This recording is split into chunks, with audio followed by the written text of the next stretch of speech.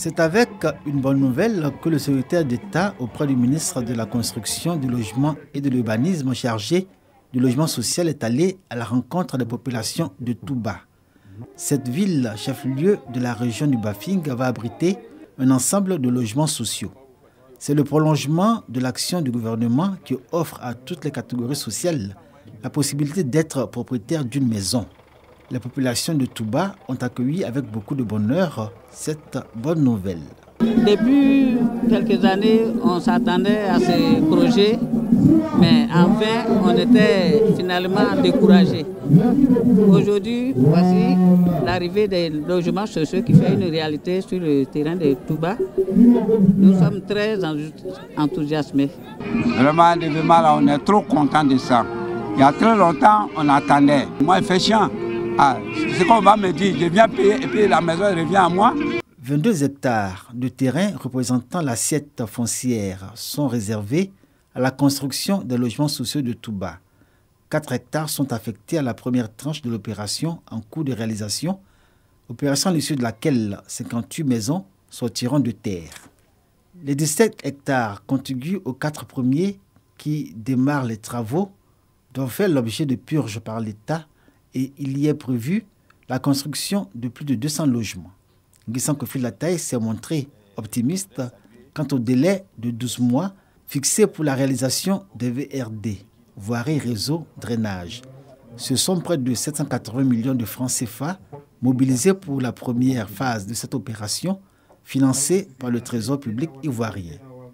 Il s'agit principalement de réaliser des logements économiques et des logements de standing. Pour cette première tranche, il s'agit d'un logement de type économique. On a même prévu les logements à équipement modéré, qu'on appelle LEM. Et ça, ce sont des aménagements qu'on fait pour permettre à ceux qui n'ont pas des revenus réguliers d'acquérir des logements. Après Touba, d'autres chantiers sont prévus dans plusieurs localités dans toutes les régions de Côte d'Ivoire pour l'accès de tous les Ivoiriens à la propriété foncière.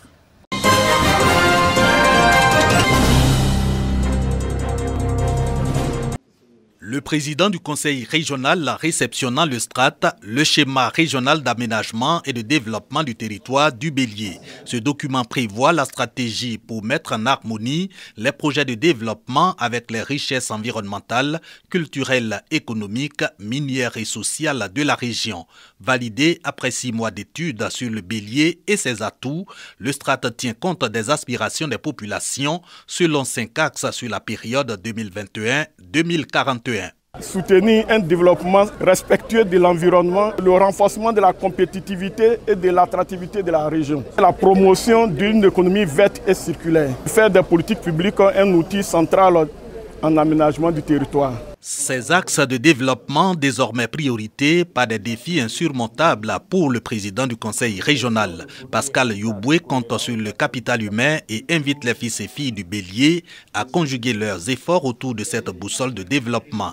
Objectif, révolutionner le visage de leur région commune par des infrastructures qui améliorent à la fois le cadre de vie et les conditions de vie des populations.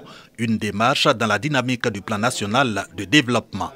Il faut que les jeunes puissent trouver à s'employer ici, sur le territoire.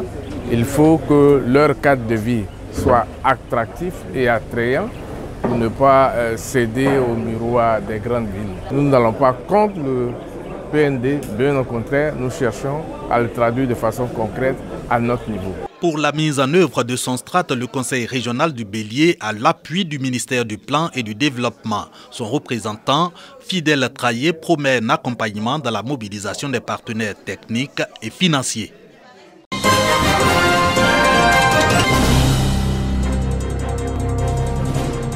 Ce bâtiment de 3 classes, une réalisation du Conseil régional du Béret pour renforcer les capacités de l'école primaire publique 2 de Dantogo, sous-préfecture de Kongasso. Ainsi, les 176 écoliers et leurs enseignants peuvent abandonner les classes en gare, faites de matériaux précaires pour bénéficier de confort. Lorsqu'un pays se développe, la qualité de son développement dépend de la qualité du capital humain.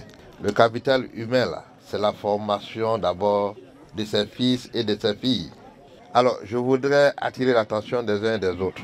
Il faut mettre tous les enfants à l'école, sans exception. Ces 3 salles de classe, donc pour améliorer le taux de scolarisation et les résultats scolaires de Dantogo. Le conseil régional aussi à l'œuvre pour l'amélioration des conditions de vie des populations de Gbema, toujours dans la sous-préfecture de Kongasso. Ici, pose de la première pierre du foyer polyvalent pour renforcer le vivre ensemble, former jeunes et femmes à divers métiers. Déjà, 60 millions de francs CFA investis cette année dans le développement de Kongasso. Le conseil régional, en plus des efforts du gouvernement, fait beaucoup pour nous accompagner en matière de santé, en matière d'école, en matière d'eau. Nous ne pouvons qu'être heureux. Nous avons réalisé 22 salles de classe au niveau de la sous-préfecture, des logements sociaux pour les enseignants et le corps médical, un château d'eau à Soukrouban, des infrastructures scolaires et sanitaires. Avant cette remise et ce lancement de travaux de construction d'infrastructures, première session du Conseil régional du Berry. Entre autres sujets examinés, le budget primitif de l'année 2022. Les conseillers l'ont adopté à plus de 4 milliards 140 millions de francs CFA, fonctionnement et investissement compris.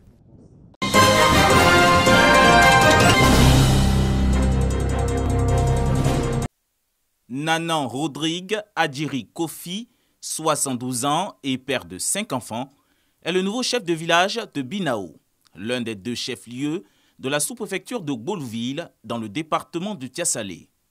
Vakaba Kone, préfet de Tiassalé, l'officialise en lui remettant son arrêté de nomination. Il rappelle au nouveau chef les principes et les vertus liées à sa nouvelle charge. Être chef du village, c'est porter l'étendard de la promotion de la paix, de la cohésion sociale et de la coexistence pacifique à travers la motion du vivre ensemble dans votre village. Nana Adjiri Kofi. Désormais, vous êtes le représentant et le garant moral de cette communauté villageoise. C'est au nom des populations et des cadres que le président de la mutuelle du village de Binao a réitéré son soutien à la nouvelle administration. Faire allégeance à Adjiri Kofi répond à une nécessité établie par le Seigneur lui-même. Et si nous voulons que l'harmonie règne dans notre village, il aura besoin du soutien de tous les fils et filles du village de Binao. Le ministre Pierre Demba, parrain de la cérémonie, a invité les populations de Binao au vivre ensemble. Comme l'a dit monsieur le préfet, nous devons donc nous tous, fils, filles de la région, du village, respecter le chef que nous avons choisi.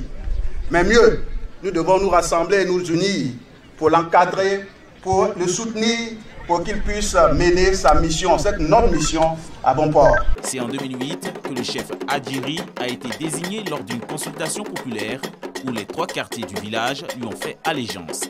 Il remplace le chef André Kofi, démissionnaire.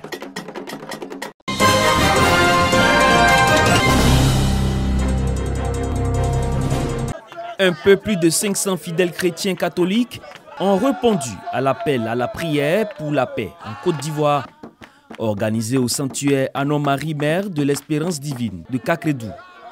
L'initiative est de Nguessan Zékré Alexis, secrétaire exécutif de la Chambre nationale d'agriculture. Chapelet, intercession, messe et procession du Saint-Sacrement ont constitué l'essentiel de cette veillée de prière dédiée à la paix et au vivre ensemble. En ce temps de carême, Dieu nous interpelle, Dieu appelle à chacun de nous pour que nous puissions avoir un cœur de pardon. Dieu nous appelle aujourd'hui au pardon.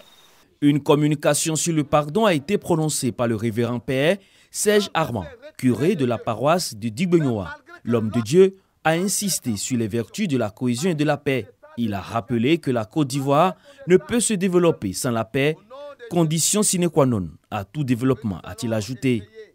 Cette veillée de prière est, selon le berger Isidore Karim du sanctuaire Anon-Marie de Kakredou, une inspiration divine. Elle vise à inviter le peuple de Dieu à la repentance, au pardon et à la réconciliation.